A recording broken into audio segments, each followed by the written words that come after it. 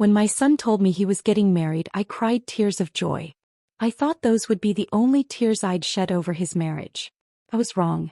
3 years later, I found myself standing in the driveway of the home I helped him buy, with 2 suitcases at my feet and nowhere to go.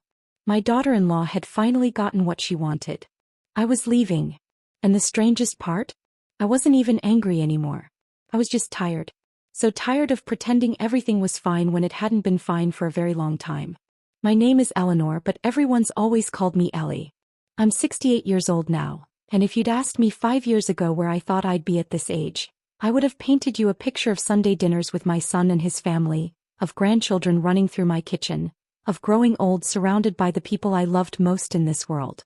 I never imagined I'd be standing in a small apartment that smells like someone else's life, eating dinner alone while my son's number sits untouched in my phone because I don't know what to say to him anymore. This isn't a story about revenge or bitterness. I've seen enough of life to know that anger only poisons the person holding it.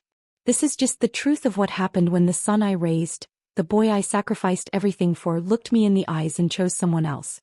And maybe that's what children are supposed to do. Maybe I'm the one who never learned to let go. But I don't think that's the whole story. I think something changed in him that had nothing to do with natural growth or becoming a man. I think she changed him, piece by piece, until I didn't recognize him anymore. But I'm getting ahead of myself.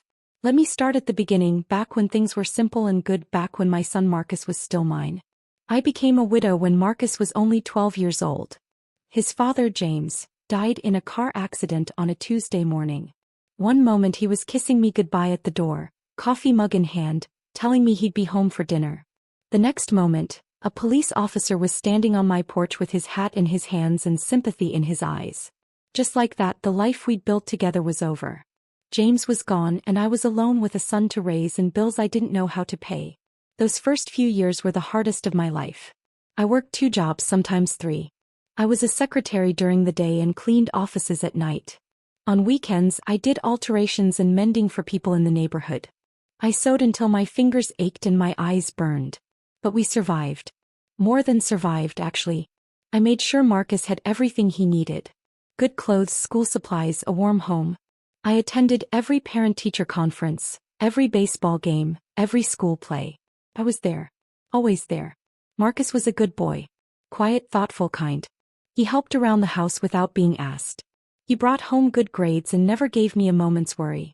When other mothers complained about their teenagers, I'd just smile and stay quiet, grateful that my son wasn't like that. He'd hug me goodnight even when he got tall enough to rest his chin on top of my head. He'd thank me for dinner, tell me I worked too hard, promise me that one day he'd take care of me the way I'd taken care of him. When I grow up, Mom, he told me once when he was 15, sitting at our little kitchen table doing homework while I hemmed someone's dress, you're never going to work again. I'm going to have a big house and you'll live with me and you can just rest. You can garden and read books and do whatever you want. I promise. I remember laughing softly, touched by his sweetness. Baby, you'll have your own life. Your own family someday. So, he said, looking at me with those serious brown eyes so much like his father's. You're my family. You're always going to be my family. That's never going to change. I believed him. God help me, I believed every word. Marcus went to community college first because that's what we could afford, but he worked hard and transferred to a 4-year university on scholarship. I was so proud of him I thought my heart would burst. He studied business, got good grades, graduated with honors. He got a job at a nice company, started climbing the ladder. Everything I'd worked for, everything I'd sacrificed, it was all worth it when I watched him walk across that stage in his cap and gown. He rented a small apartment close to his work, but he came home every Sunday for dinner. We'd sit in the same kitchen where I'd raised him, and he'd tell me about his week while I cooked his favorite foods. Pot roast. Mashed potatoes. The apple pie his father used to love. Those Sundays were my favorite day of the week. They made all the lonely days in between bearable. And then he met Vanessa. I still remember the first time he told me about her. His face lit up in a way I'd never seen before. He was 27, and I suppose I'd always known this day would come. A mother wants her son to find love, to be happy. So when he told me he'd met someone special, I smiled and asked all the right questions. What's her name? What does she do? How did you meet? They'd met at work. She was new in his department, smart and ambitious, he said. Beautiful too, though he blushed when he said it. They'd started having lunch together, then dinner, then suddenly he was talking about her every Sunday, his whole face transforming when her name came up. I think this is it, Mom, he told me one evening, helping me dry dishes. I think she's the one. My hands paused on the plate I was washing. That's wonderful, baby. I'm so happy for you. And I was. Truly I was. But there was something else too, something I didn't want to name. A tiny flutter of worry, of fear. Not because of her specifically, I hadn't even met her yet. But because I knew what it meant. I knew my boy was growing up, moving on, building a life that wouldn't center around Sunday dinners with his mother anymore. When do I get to meet her? I asked, pushing those selfish thoughts away. Next Sunday. I'll bring her for dinner. Of course. I'll make something special. That next Sunday I cleaned the house until it shone. I wore my nicest dress, the blue one Marcus always said brought out my eyes. I made a feast. Roast chicken, 3 kinds of vegetables, fresh rolls, and 2 pies because I couldn't decide between apple and cherry. I wanted everything to be perfect. I wanted her to see that Marcus came from a good home, that he'd been raised with love and care. When they arrived, I was struck by how beautiful Vanessa was. Tall and slender, with perfect honey-colored skin and hair that fell in smooth waves past her shoulders. She wore an expensive-looking dress and heels that clicked on my old wooden floors. She smiled at me with very white, very straight teeth. Mrs. Patterson, it's so wonderful to finally meet you, she said, extending a perfectly manicured hand. Marcus has told me so much about you. Please call me Ellie, I said, taking her hand. It was soft, like she'd never worked a day in her life. And it's lovely to meet you too. Come in, come in. Dinner's almost ready. The evening was pleasant enough. Vanessa complimented my cooking, laughed at appropriate moments, asked polite questions. But there was something about her I couldn't quite put my finger on. The way her eyes would scan my small, humble home. The way she'd touch Marcus's arm possessively. The way she'd interrupt when he started telling stories from his childhood, steering the conversation back to their life, their plans, their future. So Marcus was happy. That's what mattered, I told myself. He was glowing in a way I'd never seen, and when he looked at her, his whole world seemed to rearrange itself around her presence. That's love, I thought. That's what love does to you. They dated for a year before he proposed. He asked my permission first, showing up at my house on a Tuesday evening with flowers and nervous energy. Mom, I want to marry her, he said, pacing my small living room. I know it seems fast, but when you know, you know. Right? That's what Dad used to say. He did say that. James had known he wanted to marry me after 3 dates. We were married 6 months later and never regretted a single day. Are you happy, Marcus? I asked him. So happy, Mom. Happier than I've ever been. Then you have my blessing, sweetheart. I hope you'll be as happy as your father and I were. He hugged me tight, lifting me off my feet like he used to do when he was younger and testing his strength. Thank you, Mom. And don't worry, nothing's going to change between us. You're still my mom, still the most important woman in my life. But things did change. Not all at once, but gradually, like a tide going out so slowly you don't notice until the water's gone. First, the Sunday dinners became every other Sunday. Vanessa's family wanted time with them too, Marcus explained, which was fair. I couldn't argue with that. Then every other Sunday became once a month. Then once a month became, whenever we can manage it, Mom, we're just so busy with wedding planning. I offered to help with the wedding. I'd been saving money, not much, but enough to contribute. Maybe pay for the flowers or the cake or something. Vanessa smiled tightly when I made the offer. That's so sweet, Ellie, but we've got it covered. My parents are handling everything. They're very particular about these things. Her parents were wealthy, I'd learned. Her father owned some kind of consulting business. They lived in a big house in the suburbs with a pool and a tennis court. Vanessa had grown up with everything I'd never been able to give Marcus, and I think maybe that's when I first felt it. The inadequacy, the sense that I wasn't quite enough, that my small life and small house and small savings didn't measure up. The wedding was beautiful. Expensive and formal, and held at a country club I'd driven past 1,000 times but never imagined entering. I wore my best dress, the same blue one from that first dinner, because it was the nicest thing I owned. I felt out of place among Vanessa's family and friends in their designer clothes and easy wealth. But I smiled and stayed quiet and tried to just be happy for my son. Marcus looked so handsome in his tuxedo. When he saw me, he broke away from the groomsmen and came straight to me. Mom, he said, and his voice cracked a little. You look beautiful. Not as beautiful as you, baby. Your father would be so proud. He hugged me, and for just a moment it was like old times. Just the two of us against the world. I love you, Mom. Thank you for everything. For raising me, for sacrificing so much. I wouldn't be here without you. I love you too, sweetheart. Be happy. That's all I want. The ceremony was lovely. I cried when Marcus said his vows, when he promised to love and honor Vanessa all the days of his life. I cried again during the mother-son dance, when he held me close and we swayed to an old song his father and I used to dance to in our kitchen. This isn't goodbye, Mom, he whispered. You'll always be part of my life. I know, baby. I know. But I didn't know. Not really. Because after the wedding things changed even more. They moved into a new apartment, bigger and nicer than Marcus's old place. Vanessa decorated it with modern furniture and abstract art that I didn't understand but nodded at appreciatively when they gave me a tour. There wasn't much of Marcus in that apartment, I noticed. No photos from his childhood, none of the little things he'd collected over the years. It was all new, all Vanessa's taste, as if Marcus's life had started the day he met her and nothing before that mattered. The monthly dinners became sporadic. Marcus would call to cancel more often than not. Work was busy. They had plans with Vanessa's family. They were tired. There was always a reason, always an apology, always a promise to reschedule soon.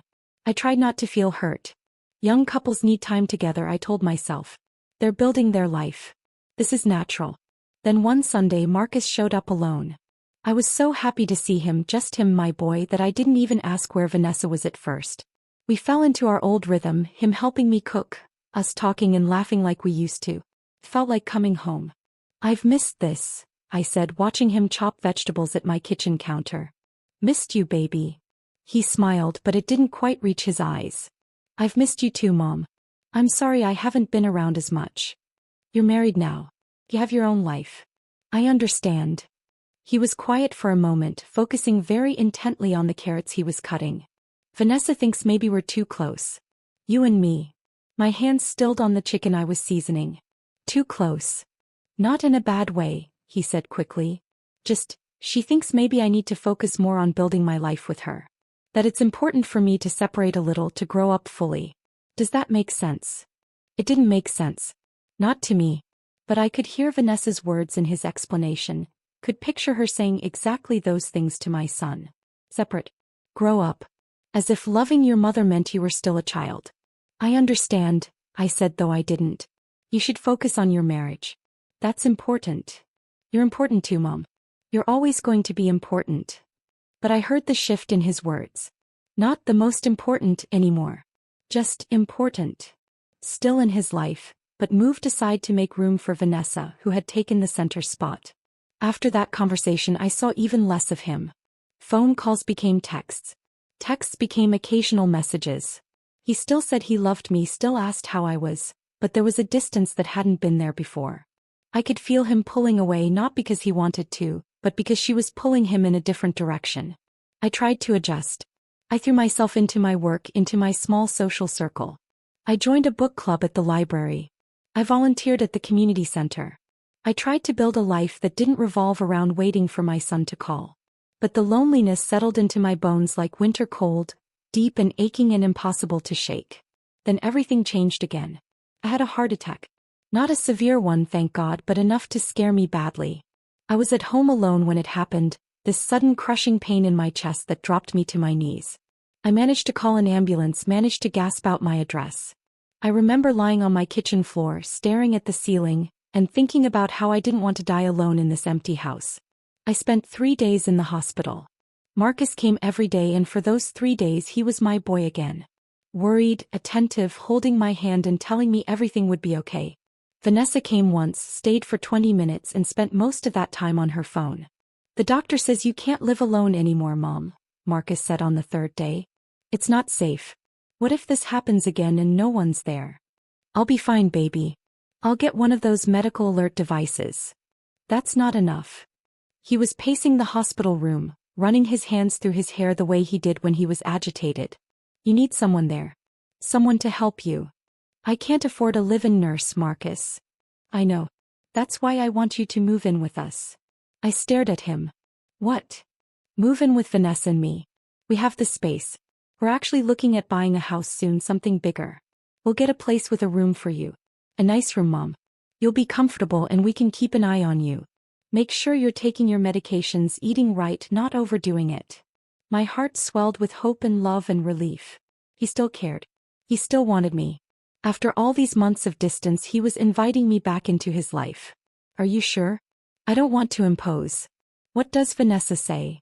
She agrees, he said, though something in his tone made me wonder. It's the right thing to do. You took care of me my whole life, Mom. Now it's my turn to take care of you. There he was. The son I'd raised. The good, kind boy who remembered his promises. Okay, I said, tears sliding down my cheeks. Hey, baby. Thank you. 3 months later, I moved into their new house. It was beautiful, a large colonial in a nice neighborhood with a big yard and tall windows that let in floods of light. My room was on the first floor, which Marcus said was better for me. No stairs to worry about. It was a good-sized room with its own bathroom and a window overlooking the garden. This is wonderful, I told him as he helped me unpack. Thank you, sweetheart. For everything. You don't have to thank me, Mom. This is your home now, too. Vanessa was polite during the move, but I noticed she didn't help unpack. She stayed in other parts of the house, arranging and rearranging her decorations, making phone calls, staying busy with anything that kept her away from my room. The first few weeks were actually nice. I tried to be helpful without being intrusive. I cooked dinner most nights because I enjoyed it and because it gave me something to do. I kept my room tidy and didn't spread my things around the house. I tried to be the perfect house guest, grateful and unobtrusive. Marcus would come home from work and find me in the kitchen, and his face would light up just like it used to. We'd talk while I cooked, falling back into our old comfortable rhythm. Those were good moments. They reminded me why I'd agreed to this arrangement. But Vanessa's smile got tighter each time she came home to find me cooking in what she'd started calling her kitchen. She never said anything directly, but I could feel her displeasure like a cold draft in a warm room. The first real conflict came about a month after I moved in. I'd made pot roast, Marcus's favorite, and set the table for dinner. Marcus was thrilled when he got home and smelled it cooking. Pot roast. Mom, you didn't have to go to all this trouble. It's no trouble at all, baby. I love cooking for you. Vanessa came home 30 minutes later. She walked into the dining room where Marcus and I were already seated, looked at the food on the table and then at me. Oh, she said, her voice carefully neutral. I didn't realize we were having a home-cooked meal tonight. I already ordered Thai food. It should be here in 20 minutes. We can save it for tomorrow, Marcus said quickly. Mom made pot roast. Something flickered across Vanessa's face. I specifically told you this morning that I was ordering Thai tonight. We talked about it, Marcus. I don't remember. We talked about it, she repeated, her voice harder now. I stood up quickly. It's fine. The pot roast will keep. Let's have the Thai food tonight. No, Mom, you cooked. Marcus, it's fine, I said firmly. I should have checked first. My mistake. I took my pot roast back to the kitchen and put it away, my cheeks burning with embarrassment. I heard them talking in low voices in the dining room, couldn't make out the words, but I heard the tone. Vanessa's clipped and annoyed. Marcus's apologetic and confused. I ate Thai food with them that night, though I barely tasted it. The whole meal was awkward, filled with forced conversation and long silences. I excused myself as soon as I could and went to my room. Later that night I heard them arguing. Their bedroom was above mine and the voices carried through the vents. She was just trying to do something nice, Vanessa. In my kitchen without asking, making decisions about dinner without consulting me. This is my house too, Marcus. I should have a say in what happens in it. She's my mother. She's living here now. Of course she's going to cook sometimes. That's not the point. The point is I'm being pushed out of my own home. No one's pushing you out. Don't be dramatic. Don't you dare call me dramatic. You promised things wouldn't change when she moved in. You promised she'd just be here, that it would be easy. But instead I come home to her cooking in my kitchen, you two all cozy like I'm the intruder in my own house. She's not trying to intrude. She's just trying to help. Well, I don't need her help. I need my husband to remember that he's married to me, not his mother. I pulled my pillow over my head, not wanting to hear anymore. I felt sick with guilt and embarrassment. I hadn't meant to cause problems. I just wanted to do something nice, to feel useful, to cook for my son like I'd done his whole life. The next morning I found Vanessa alone in the kitchen. She was making coffee, her back to me. "Vanessa," I said quietly. "I'm sorry about last night. I should have checked with you before making dinner." She turned around and her face was perfectly composed, perfectly pleasant. "Oh, don't worry about it, Ellie. It was just a miscommunication." But her eyes were cold and I knew she wasn't okay with it at all. "I don't want to cause any problems between you and Marcus," I continued. "I really appreciate you both letting me stay here." "Of course," she said, smiling that tight smile. "Your family." But the way she said it made it clear that I wasn't her family. I was Marcus's family, and that was a very different thing. After that, I tried to pull back. I stopped cooking dinner every night. I waited until Vanessa was home and asked if she needed help with anything. I tried to read her moods, to stay out of her way when she seemed stressed or annoyed. I became a ghost in that house, quiet and unobtrusive, always trying to take up as little space as possible. But nothing I did seemed to be enough. If I cooked, I was overstepping. If I didn't cook, Vanessa would make comments about how much they were spending on takeout. If I cleaned, I was implying the house wasn't clean enough. If I didn't clean, I wasn't pulling my weight. Marcus was caught in the middle, trying to keep both of us happy and succeeding with neither. I watched him grow more stressed, more tired, the light going out of his eyes a little more each day. He worked longer hours, came home later, spent less time in the common areas of the house. I think he was avoiding the tension that had settled over everything like a thick fog. The second conflict came about 3 months after I moved in. I'd been feeling better, my heart strong and steady, and I'd started taking walks around the neighborhood in the mornings. It was a beautiful area, quiet and peaceful, with old trees lining the streets. Those walks became my favorite part of the day, the only time I felt truly free and unburdened. One morning, I came back from my walk to find Vanessa waiting for me in the kitchen. She was dressed for work, her makeup perfect, her expression serious. "Ellie, we need to talk," she said. My stomach dropped. Nothing good ever started with those words. "Of course. What's wrong?" She gestured to the kitchen table and I sat down, my heart starting to race in a way that had nothing to do with my condition. "I want to be direct with you," she said, sitting across from me. "I think this living arrangement isn't working." "Oh," I said quietly. "I'm sorry. I've been trying to stay out of the way." "It's not about staying out of the way. It's about the fact that this is my home and I feel like a guest in it. Marcus and I are newlyweds, Ellie. We should be enjoying our first years of marriage, just the two of us. Dad, I have a roommate. And I didn't sign up for that." "I understand," I said, though my throat was tight with tears I refused to shed. "I can look for other arrangements. Maybe a senior apartment or—" "I'm not asking you to leave," she interrupted. "Marcus would never forgive me for that. But I am asking you to understand that things need to change. This house needs to run according to my rules, my schedule, my preferences. You're a guest here even if you're paying rent. Do you understand?" I did pay rent. Not much, but what I could afford from my small pension and the part-time work I'd taken at a bookstore. It wasn't much, maybe covered a quarter of what my room would have cost elsewhere, but it was something.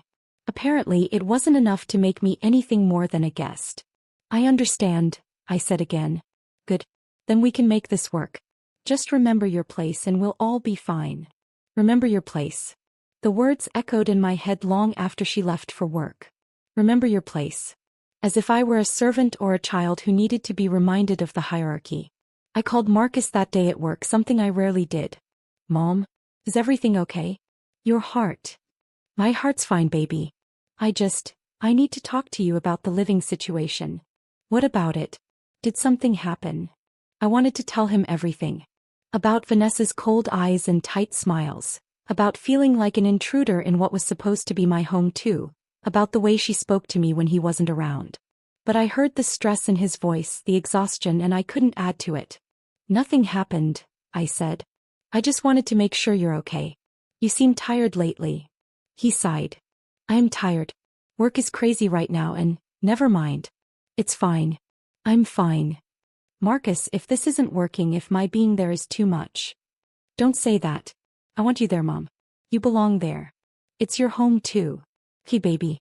I just wanted to make sure." "I love you, Mom." "I love you too, sweetheart." But after we hung up, I sat in my room and cried. Because I knew he believed what he was saying. He did want me there. But he was so busy trying to hold everything together that he couldn't see what was happening right in front of him. He couldn't see how his wife looked at his mother, couldn't hear the edge in her voice, couldn't feel the coldness that crept into every interaction. Or maybe he could see it and just didn't know what to do about it. Things continued in this uncomfortable holding pattern for several months. I perfected the art of being invisible. I spent most of my time in my room or out of the house. I took long walks, spent hours at the bookstore where I worked, joined more clubs and groups just to have somewhere to be. I came home late, slipped into my room and tried to pretend I was just a boarder in someone's house and not a mother living with her son. Marcus and I barely saw each other anymore. Our Sunday dinners had long since disappeared. We'd pass each other in the hallway sometimes, exchange quick smiles and, "How are yous?" But the closeness we'd once had was gone. Vanessa had successfully created distance between us without ever explicitly forbidding us from spending time together. She just made it so uncomfortable, so fraught with tension that it was easier to stay apart. I watched my son become someone I didn't recognize. He was thinner, more stressed, less happy. The light that used to shine from him had dimmed to almost nothing. He moved through his own house like a man walking on eggshells, always checking Vanessa's mood, always trying to anticipate what she needed, always apologizing. It broke my heart. Then came the day that changed everything. I'd been living with them for about 10 months when I came home early from the bookstore. My shift had been cut short because we weren't busy. I used my key to let myself in quietly, not wanting to disturb anyone. Vanessa's car was in the driveway, which surprised me. She was usually at work this time of day. I heard voices coming from the kitchen. Vanessa's voice and another woman's voice I didn't recognize. They were laughing, that particular kind of laughter women share over coffee and gossip. I should have announced myself, should have walked into the kitchen and said hello. But something in the tone of their conversation stopped me. I paused in the hallway, hidden from view. "I just don't know how much longer I can take it," Vanessa was saying. "She's always here, always underfoot, always making me feel like I'm the outsider in my own home." "Have you talked to Marcus about it?" the other woman asked. "Of course I have. But he's so guilty about everything. His precious mother sacrificed so much for him, gave up everything to raise him. How can he say no to her? How can he ask her to leave? It's just so hard living with in-laws. My mother always said never let them move in, not even temporarily." I should have listened to that advice. But Marcus promised it would be temporary, just until she got back on her feet. That was almost a year ago and she shows no signs of leaving. "Maybe you need to give him an ultimatum." Vanessa laughed, but it wasn't a pleasant sound. "Oh, I've thought about it. Her or me. But I don't think I'd win that fight, you know? She's had 39 years to wrap him around her finger. I've only had 3. So what are you going to do?" "I'm going to make her want to leave. That's the only way. Make her so uncomfortable that she chooses to go on her own. Then I'm not the bad guy and Marcus can't blame me." "How are you going to do that?" "Oh, I've already started. Little things, you know. Make her feel unwelcome without being obvious about it. Correct the way she does things. Rearrange things she's organized. Talk about our private life just loud enough for her to overhear and feel awkward. It's working too. She's already spending less time here, hiding in her room most nights." "That's actually pretty smart." "I know. And the best part is Marcus thinks it's just normal adjustment stuff. He has no idea I'm doing it on purpose." They laughed again and I felt like I'd been slapped. All these months I'd thought I was failing, thought I was doing something wrong, thought maybe I was too sensitive or too old-fashioned to adapt to their household. But it wasn't me. It was her. She'd been deliberately making me miserable and I'd fallen for it completely. I backed away quietly, went to my room and closed the door. I sat on my bed, trembling with hurt and anger and betrayal. Not just from Vanessa. I'd never expected kindness from her, not really. But from Marcus. Because he had to see something, had to notice something. Yet he'd chosen to believe everything was fine, to believe that his wife and mother were just adjusting to each other, when the truth was his wife was waging a quiet war and I was losing. I don't know how long I sat there. Long enough for Vanessa's friend to leave. Long enough for the house to go quiet. Long enough for the anger to fade and leave behind just a deep, aching sadness. That night at dinner, takeout that Vanessa had ordered, I was quiet. Marcus asked if I was feeling okay, if my heart was bothering me. "I'm fine, baby," I lied. "Just tired." Vanessa smiled at me across the table, and now I could see the malice behind it, the satisfaction in my discomfort. "You do look tired, Ellie," she said with fake concern. "Maybe you're doing too much. You should rest more." "Maybe you're right," I said, looking directly at her, letting her see that I knew. Something flickered in her eyes, surprise maybe or calculation, but she recovered quickly. After dinner, I went to my room and started looking at apartments online. I had some savings, not much but enough for a deposit on a small studio somewhere. I'd get by. I'd survived worse things than being alone. But the thought of leaving, of walking away from Marcus, felt like cutting off a limb. He was my son. My only child. The person I loved most in this world. How could I just leave him? Over the next few weeks I watched more carefully. I saw things I'd missed before, patterns I'd dismissed as coincidence. The way Vanessa would touch Marcus's arm possessively whenever I entered a room. The way she'd change the subject if he started talking about his childhood or his father. The way she'd schedule things, dinners with her family, trips, appointments, without consulting him, then act surprised when he had other plans. The way she'd criticize him subtly in front of me, little digs about his clothes or his weight or his inability to fix things around the house. She was breaking him down piece by piece, reshaping him into whatever she wanted him to be. And he was letting her do it, maybe because he loved her, maybe because he was too tired to fight, maybe because he'd been trained his whole life to put others first and had simply transferred that instinct from me to her. I wanted to shake him, to tell him what I'd heard, to beg him to see what was happening. But every time I tried to bring it up, the words died in my throat. Because I knew how it would sound. I knew I'd seem like a jealous mother who couldn't let go, who couldn't stand to see her son love someone else. And maybe there was some truth to that. Maybe I was jealous. Maybe I had held on too tight. The final breaking point came on a Sunday in March, almost a year after I'd moved in. Vanessa's parents had come for lunch.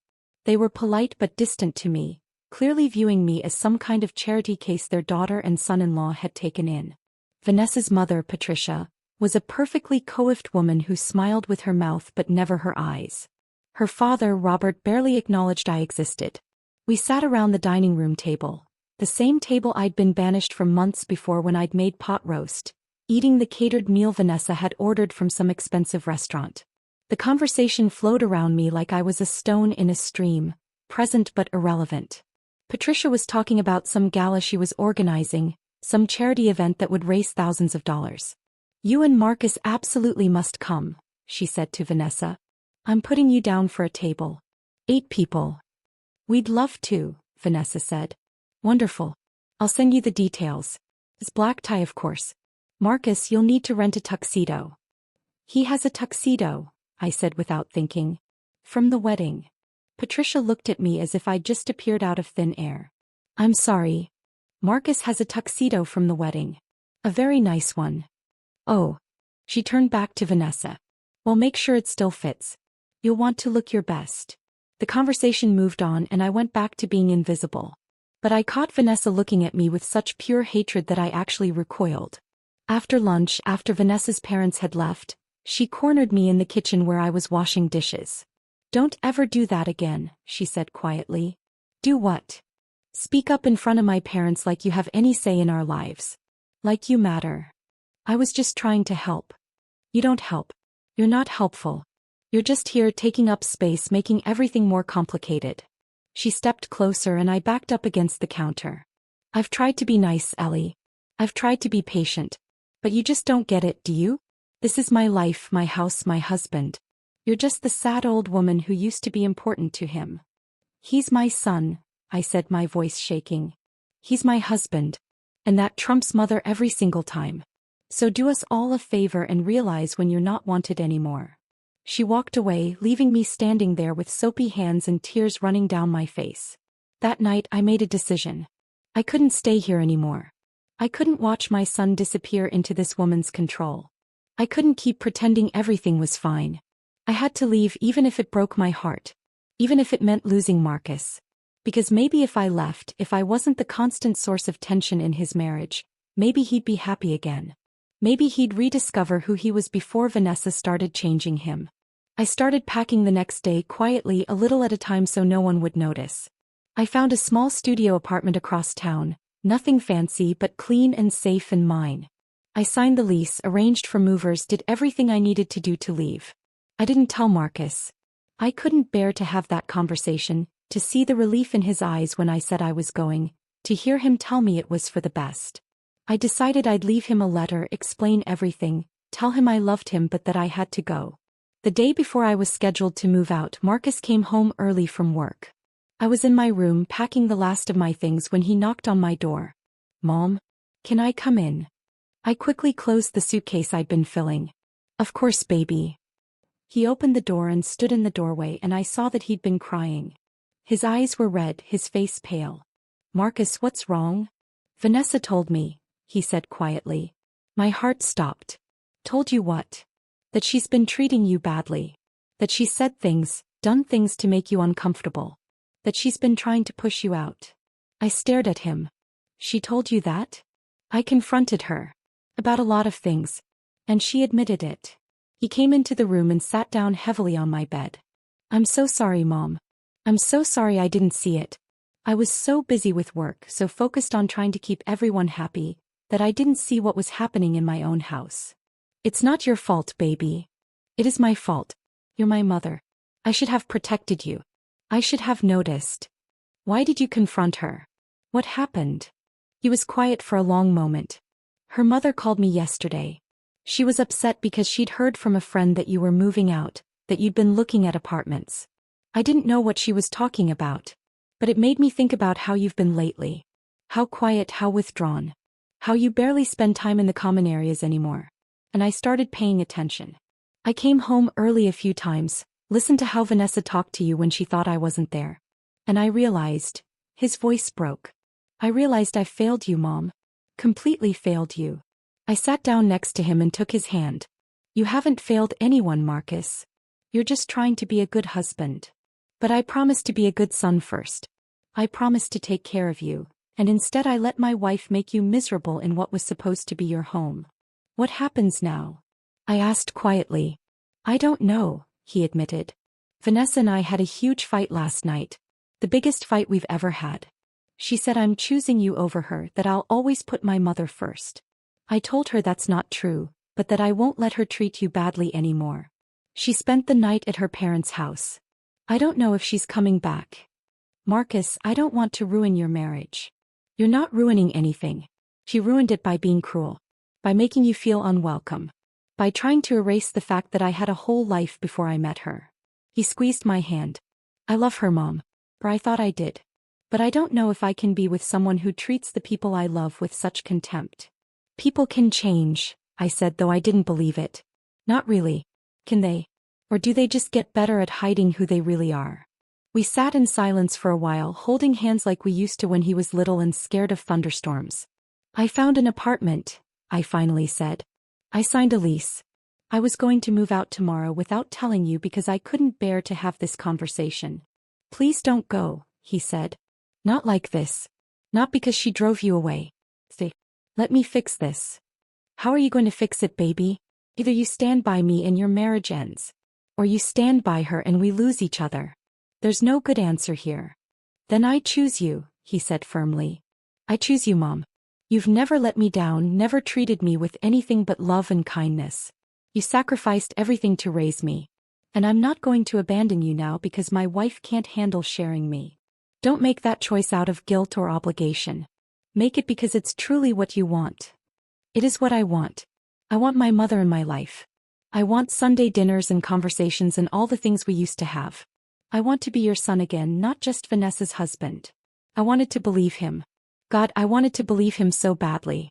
But I'd seen what love could do to people, how it could blind them and change them and make them choose things they never thought they'd choose. Vanessa came back 2 days later. I heard them talking in their bedroom, voices raised and then quiet, then raised again. I couldn't hear the words, but I didn't need to. I knew what was being said. Ultimatums and accusations and justifications. She came to find me that evening. I was in the kitchen making tea and she walked in with her perfect posture and her cold eyes. "I owe you an apology," she said, and the words sounded like they were being pulled from her with pliers.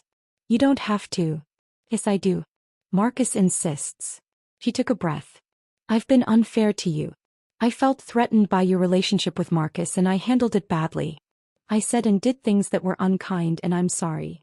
It was the most insincere apology I'd ever heard. But I nodded. Thank you for saying that. Marcus wants us to try to get along. To make this work. So I'm willing to try if you are. Of course. I've always wanted to get along with you, Vanessa. You're my son's wife. Good. Then we'll start fresh. Clean slate. But I could see in her eyes that there was no clean slate. There was only resentment and anger carefully hidden behind a polite smile. She hadn't changed. She'd just been forced to hide her true feelings better. For a few weeks, things were better on the surface. Vanessa was polite to me, even friendly sometimes. We had family dinners together. Marcus seemed happier, more relaxed. I started to think maybe it really could work, maybe we really could all live together peacefully. But then the small things started again. My food in the refrigerator would go missing or get thrown out.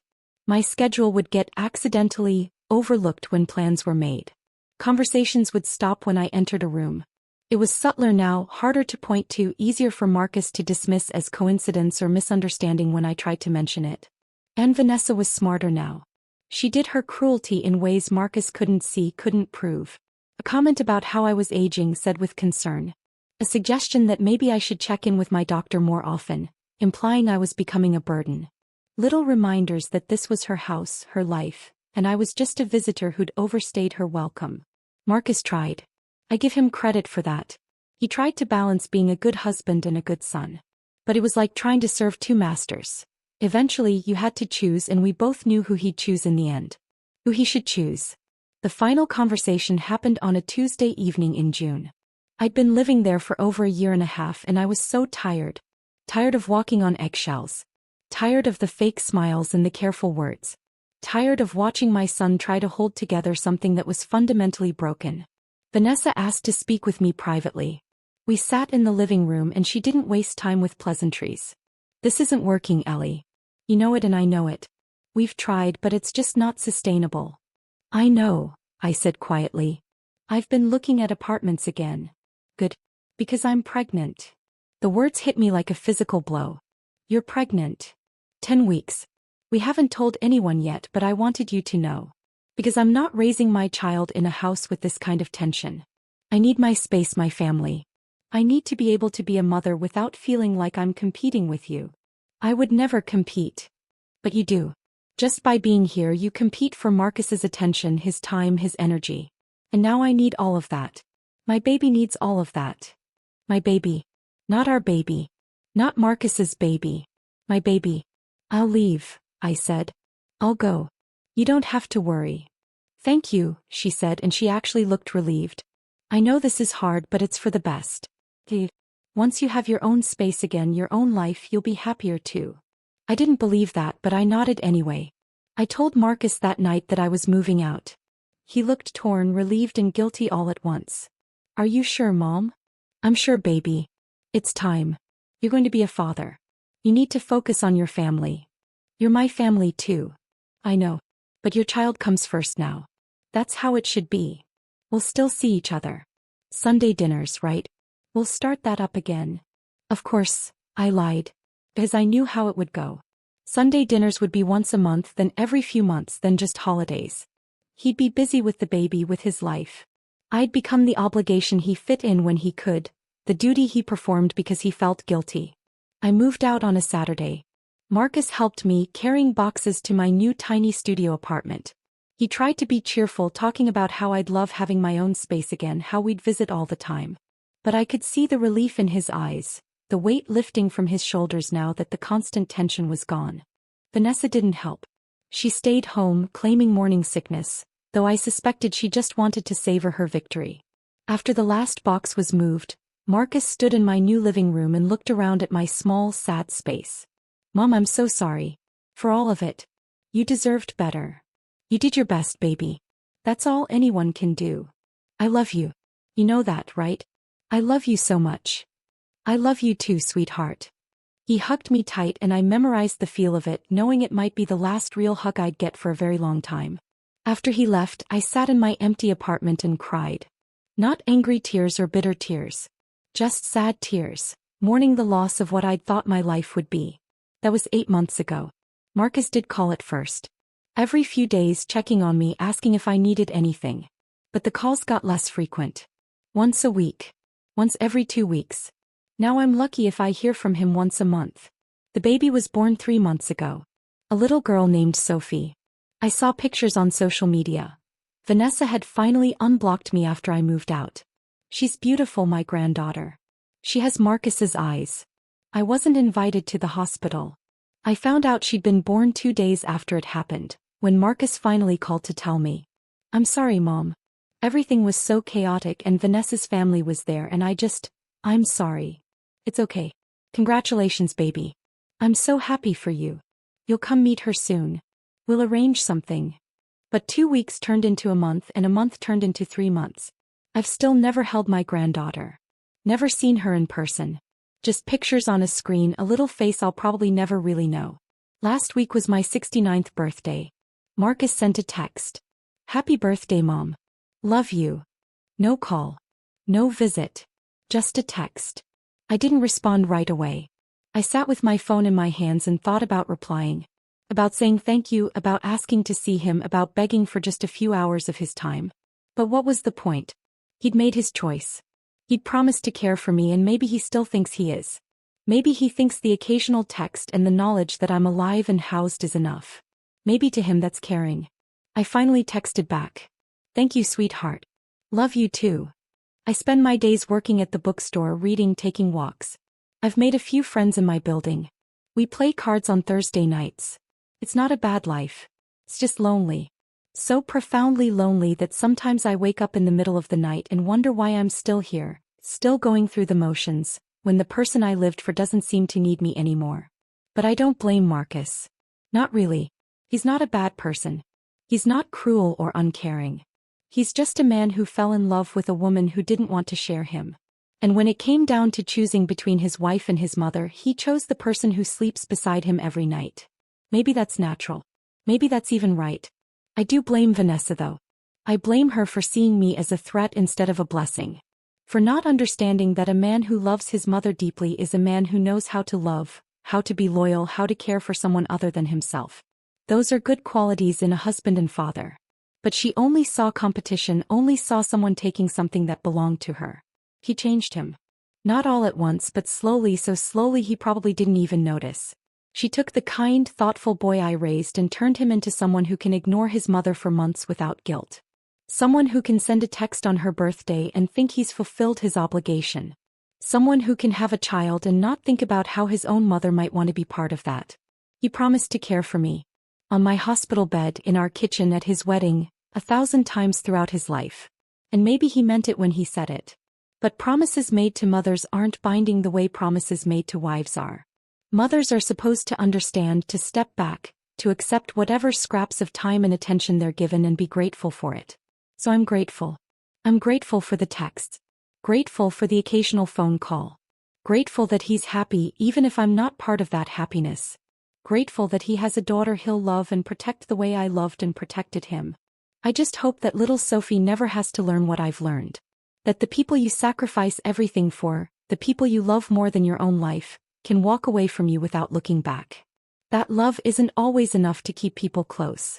That promises fade and people change, and sometimes you end up alone in a small apartment, looking at pictures of a grandchild you'll never really know, wondering where it all went wrong. They say when you have children you sign up for a lifetime of loving them more than they love you back. I just never realized how true that was until I was living it. Marcus calls today as I'm writing this, actually. It's been 6 weeks since the last time we spoke. Mom? How are you? I'm good, baby. How's Sophie? She's great. Growing so fast. She smiled for the first time yesterday. A real smile, not just gas. That's wonderful. I wait to see if he'll offer to bring her by, to let me see that smile in person. I'm sorry I haven't called. Work has been crazy and with the baby. I understand. You're busy. We should get together soon. Maybe lunch. I'd like that. Hey. I'll check my schedule and text you some dates. Okay, baby.